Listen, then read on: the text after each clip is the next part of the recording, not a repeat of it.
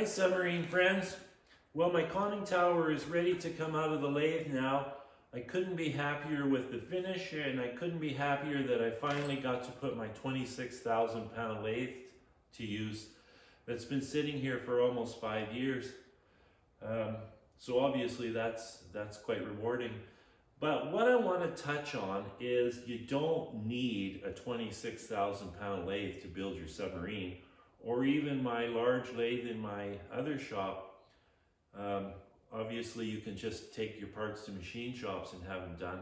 But if that's not an option for you budget-wise, well, budget-wise, if you can't afford to do that, you probably shouldn't build a submarine, because the safety component starts to deteriorate when you're on such a tight budget. But let's say you've got money, but you just plain don't want to take it to the machine shop. I get that, because I'm like that. So what you can do is you can finish something like this in a few different ways. So the way I've done it in the past is I've built my own flange facing machine, which was simply a 3/4 ton truck differential full floating hub. And I just mounted it in the center and I locked it into place. You can do that in a few different ways.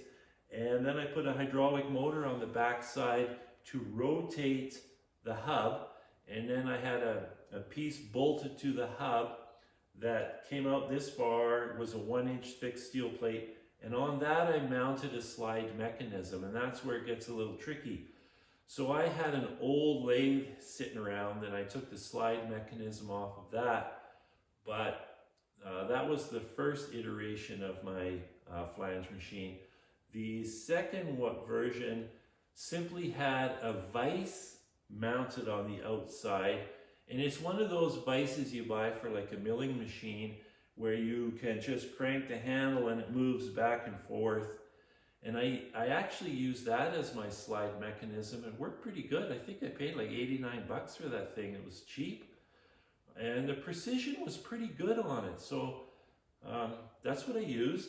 And so as the device rotates, I had an arm mounted where you have a handle.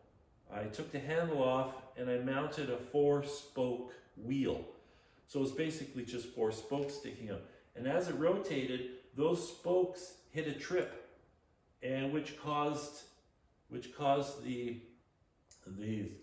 threaded rod to rotate, which moved the piece back and forth. I'm getting tongue-tied here because it's hard to explain. But anyways, as it rotated, it hit a trip, which advanced the cutter just a couple of thou. So it was slow, but it worked really well. So actually in one version, I actually had a gear drive to reduce the rotation effect, so it rotated slower. But I mean, a little creativity is all you need, and you can make these things. I have, I think, 3 videos on my YouTube channel showing the flange facing machine working. It worked just fantastic. Like, it worked better than you would think. And in a lot of cases, the finish doesn't have to be like a mirror. It just has to be flat. And like, this is not a polished mirror finish. Doesn't need to be, because it's going to be painted. So I'm painting this with an acrylic paint, 2-part, or epoxy paint, 2-part epoxy paint, and then it'll be sanded smooth, and that's it. That's all you need. So you're not going to get the mirror finish with a homemade job, but in most cases you don't need that mirror finish. So anyways, the moral of the story is you do not need a 26,000 pound lathe. This is just really weird to have something like this, because I had plans for it. So anyways, that's the story. Ciao.